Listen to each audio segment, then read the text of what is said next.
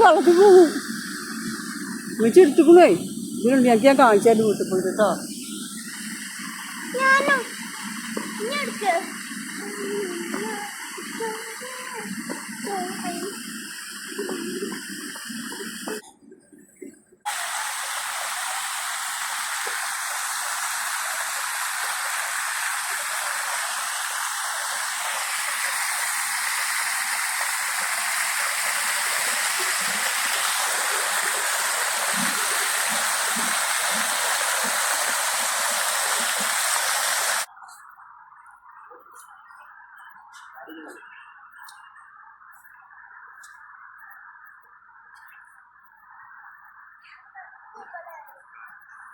Assalamu alaikum.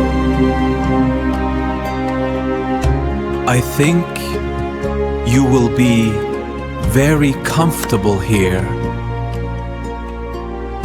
Let me know.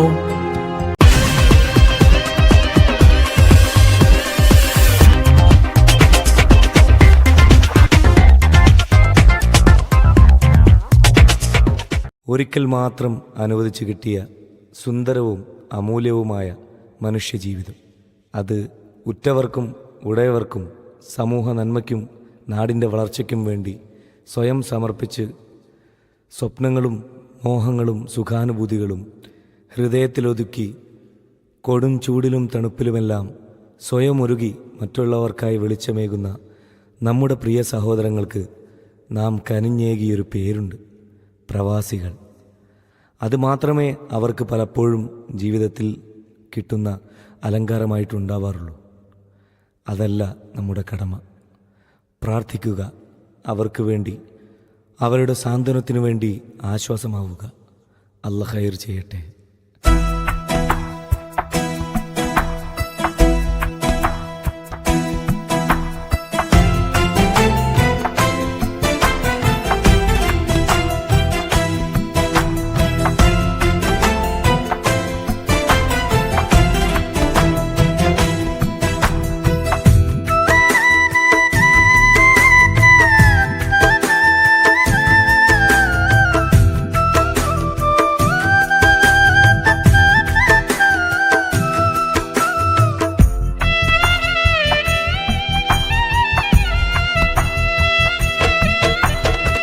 നാടുവിട്ട് മറുനാട്ടിൽ ഞാനും ഇന്നൊരു പ്രവാസി, കൂടൊഴിഞ്ഞു മണൽക്കാട്ടിൽ നീരിടുന്നൊരു വിദേശി. ഈ മൗനവിലാപം തീരുവതെന്നിവിടെ, ഇനി മാമല നാട്ടിൽ എന്നു വരും തിരികെ. പല നാട്ടിലെ മാനവര് അവരിവിടെ സഹോദരര്, വിധി നീട്ടിയ വീഥികളിൽ വിരൽ കോർത്തൊരു സ്നേഹിതര്, അവരൊന്നായി പാടുകയായി.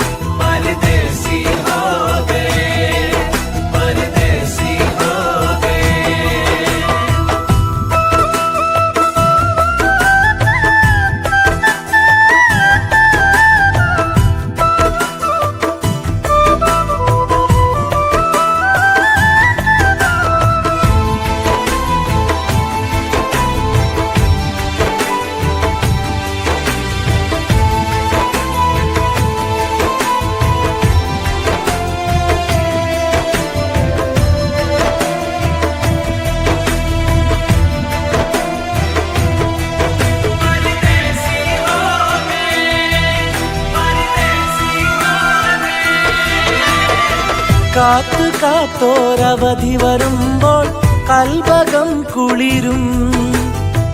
കൂട്ടിവച്ച കിനാക്കളുമായി ചെന്നു വീടണയും.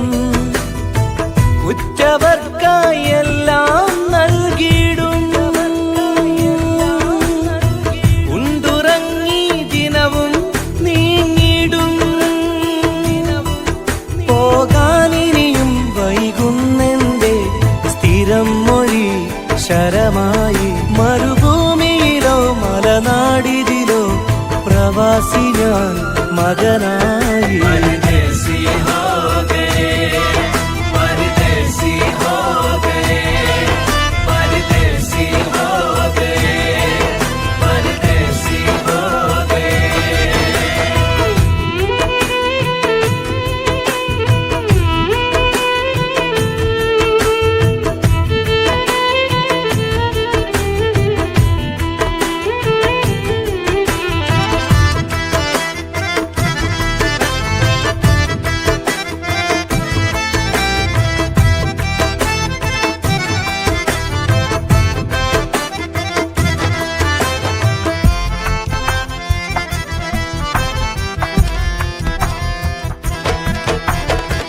ആകെ ഈ ഒരു ജീവിത വഴിയിൽ ആയുസില്ലധികം. ആണ്ടിലൊരു നാൾ കടലു കടന്നാൽ ആരിലാണു സുഖം? ഗൾഫുകാരന്റെ ഷാടനക്കിളി ഗതിയറിഞ്ഞാൽ കരയും ഇണക്കിളി. തുടരാമിനിയും സൽക്കർമ്മവുമായി സഹായിയായി തണലായി. ഉരുകും മനസ്സിൽ ഉണർവേകാനായി ദുആക്കരോ ബദലായി.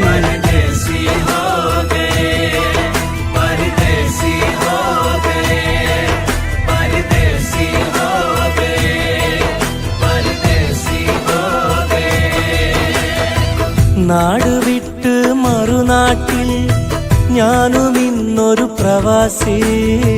കൂടൊഴിഞ്ഞു മണൽക്കാട്ടിൽ നീറിടുന്നൊരു വിദേശി. ഈ മൗനവിലാപം തീരുവതെന്നിവിടെ. ഇനി മാമല നാട്ടിൽ എന്നു വരും തിരികെ. പല നാട്ടിലെ മാനവര് അവരിവിടെ സഹോദരര്. വിധി നീട്ടിയ വീഥികളിൽ വിരൽ കോർത്തൊരു സ്നേഹിതര്. അവരൊന്നായി പാടുകയായി.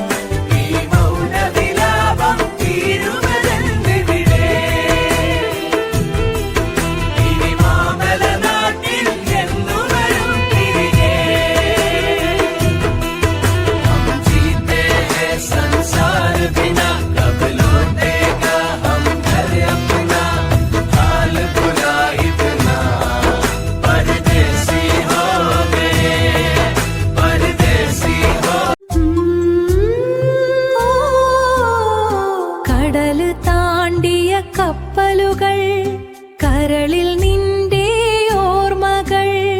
മണലാരണ്യത്തിലെ മൗനം വീട്ടിലെന്നെന്നും നിന്റെ സ്നേഹം ഒരു കത്തിലായി. നിന്റെ സ്നേഹം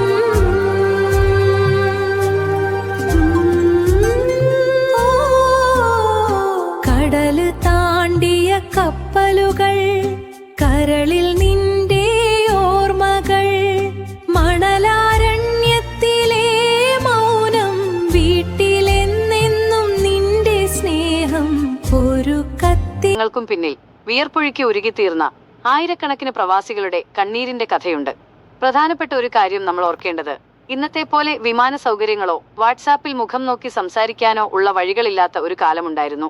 സ്വന്തം ഉമ്മയെയും ഉപ്പയെയും പെങ്ങന്മാരെയും ഒരു നോക്ക് കാണാൻ വർഷങ്ങളോളം കാത്തിരിക്കേണ്ടി വന്ന മണലാരണ്യത്തിലെ കത്തുന്ന വെയിലിൽ ഒരു കഷ്ണം കുബൂസിനായി വിയർപ്പൊഴുക്കിയ നമ്മുടെ ഉപ്പമാരുടെയും സഹോദരങ്ങളുടെയും കഥയാണിത്.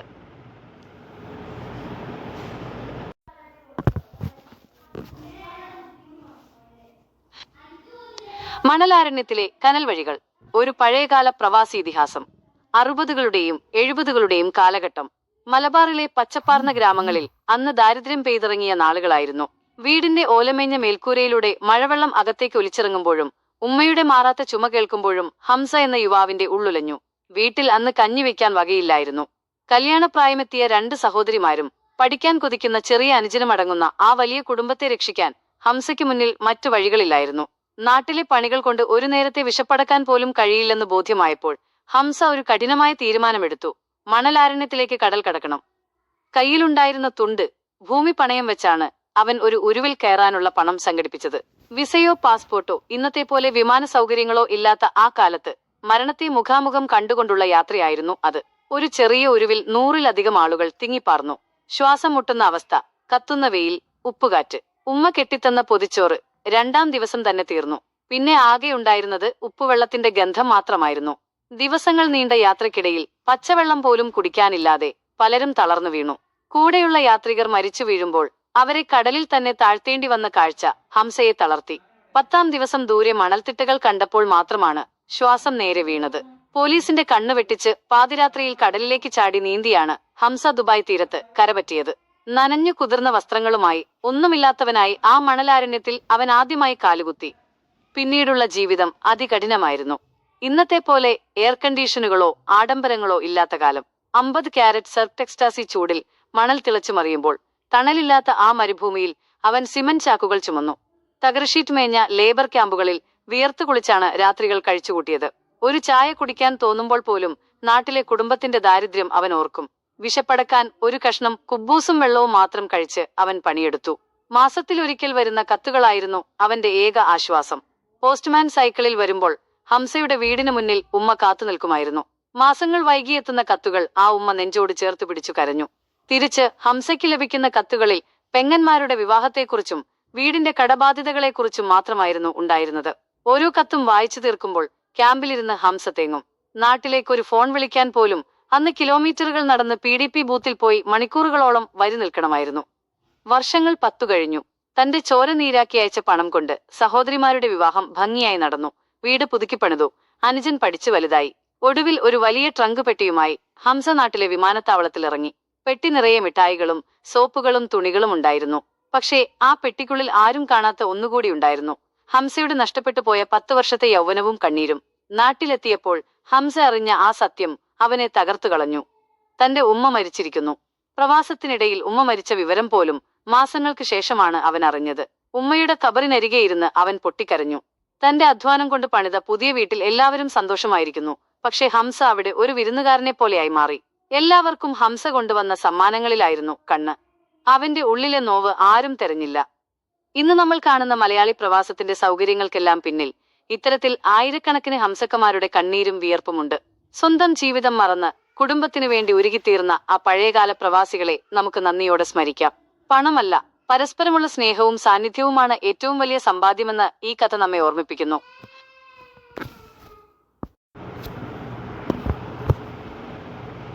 മരണം മുന്നിൽ കണ്ട് ഉരുവിൽ നടത്തിയ ആ സാഹസിക യാത്രയും നാട്ടിൽ നിന്ന് വരുന്ന ഒരു തുണ്ടുകത്തിനു വേണ്ടി മാസങ്ങളോളം കണ്ണിൽ എണ്ണയൊഴിച്ച് കാത്തിരുന്ന ആ പഴയകാലത്തിന്റെ നൊമ്പരവും നമുക്ക് മറക്കാൻ കഴിയില്ല. സ്വന്തം ജീവിതം മറ്റുള്ളവർക്കായി ജീവിച്ചു തീർത്ത വിയർപ്പും കണ്ണീരും കൊണ്ട് നാടിനെ പച്ചപിടിപ്പിച്ച ആ വലിയ മനുഷ്യരുടെ ജീവിതത്തിലേക്കുള്ള ഒരു യാത്രയാണ് ഈ വീഡിയോ. ഹംസക്ക എന്ന പ്രവാസിയുടെ ജീവിതത്തിലൂടെ നമുക്ക് ആ പഴയകാലത്തിന്റെ നോവുകളിലേക്കൊന്ന് ഇറങ്ങിച്ചെല്ലാം. അതെ പ്രിയപ്പെട്ടവരെ, ഹംസക്കയുടെ ഈ കഥ വെറുമൊരു കഥയല്ല, നമ്മുടെ ഇടയിലുള്ള ആയിരക്കണക്കിന് പ്രവാസികളുടെ ജീവിതമാണ്. സ്വന്തം ജീവിതം മറ്റുള്ളവർക്കായി ഹോമിച്ച് ഒടുവിൽ സ്വന്തം നാട്ടിൽ പോലും ഒരു വിരുന്നുകാരനായി മാറിപ്പോയ ആ വലിയ മനുഷ്യരുടെ ത്യാഗങ്ങളെ നമുക്കൊരിക്കലും മറക്കാൻ കഴിയില്ല. ഇന്നും മണലാരണ്യത്തിൽ വിയർപ്പൊഴുക്കുന്ന ഓരോ പ്രവാസിക്കും വേണ്ടിയുള്ളതാണ് ഈ സമർപ്പണം.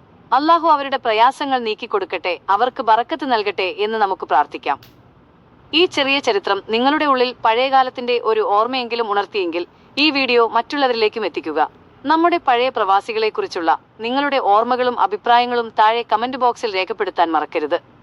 ഇതുപോലുള്ള ഹൃദയസ്പർശിയായ കഥകളും പ്രവാസലോകത്തെ വിശേഷങ്ങളും ഇനിയും കേൾക്കാൻ ഈ ചാനൽ മറക്കാതെ സബ്സ്ക്രൈബ് ചെയ്യുക. തൊട്ടടുത്തുള്ള ബെല്ലൈക്കൺ കൂടി അമർത്തിയാൽ ഞാൻ അപ്ലോഡ് ചെയ്യുന്ന ഓരോ വീഡിയോയും നിങ്ങൾക്ക് കൃത്യസമയത്ത് ലഭിക്കുന്നതാണ്. ഇൻഷാ അല്ലാഹ് പുതിയൊരു വീഡിയോയുമായി നമുക്ക് വീണ്ടും കാണാം. അതുവരെ എല്ലാവർക്കും അള്ളാഹുവിന്റെ കാവലുണ്ടാകട്ടെ. അസ്സലാമു അലൈക്കും വറഹ്മത്തുള്ളാഹി വബറകാതുഹു. അസ്സലാമു അലൈക്കും മണലാരണ്യത്തിലെ കനൽ വഴികൾ താണ്ടി ഒരു കത്തിന്റെ മറുപടി കാത്ത് വർഷങ്ങൾ പോയി. ഉരുവേറി വന്ന കിനാവുകൾ നെഞ്ചിലേറ്റി ഇരുളിൽ നീന്തിയവൻ കര തേടി. തിരികെ വരുമ്പോൾ പെട്ടി നിറയെ സ്നേഹം, തിരികെ വരുമ്പോൾ അസ്സലാമു അലൈക്കും. I think you will be very comfortable here. Let me know if you need any changes. And please subscribe.